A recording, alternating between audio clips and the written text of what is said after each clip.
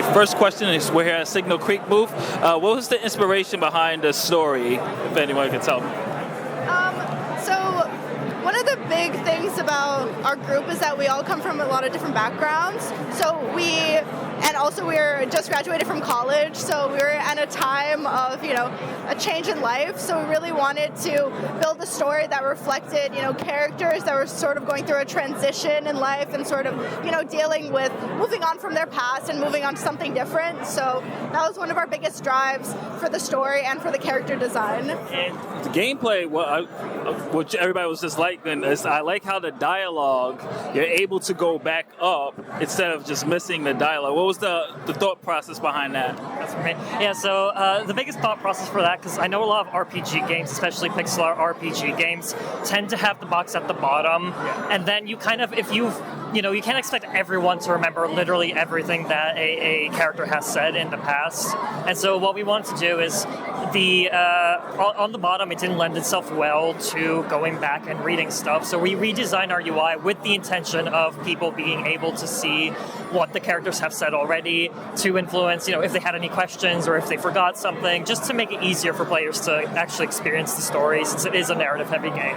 It's really good because it's very accessible, so you can easily just scroll back all the way up, just in case there's a hint or something that you missed that you're able to really go back to. Can you talk a little bit more about the gameplay elements that will be in the game?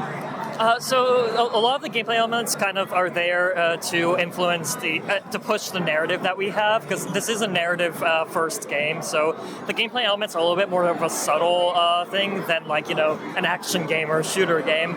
But a lot of what we're doing is trying to make the gameplay elements function hand in hand with the actual narrative of the story.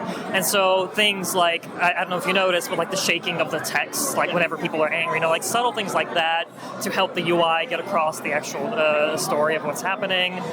The map layout was also kind of done really specifically to allow players to go and loop around, because technically malls are not built in that kind of way. They're more long, but that didn't really fit well for our story. And minor things that you wouldn't know if you weren't doing the development, or things like collision boxes, like you being able to move through people so that it's not annoying to, we had problems where if all the characters could collide with each other, you'd get stuck in places, for example. Yeah. So a lot of it's really subtle things that kind of just make the story enjoyable.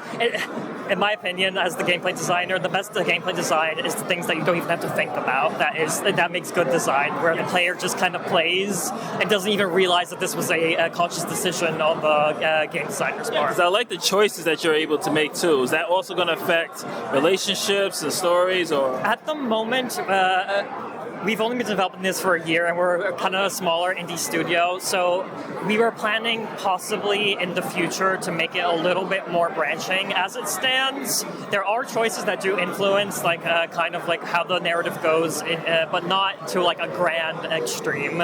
But we are maybe, depending on how this part goes, we are planning to possibly create more floors of the mall that have more mechanics that kind of go into the ideas of, because this is the past floor, so maybe a present floor and a future floor that allows you to really influence the gameplay a little bit more than the idea of you can't change the past, so you can't do a lot here, but then you can change the future, so you can do a lot more in those.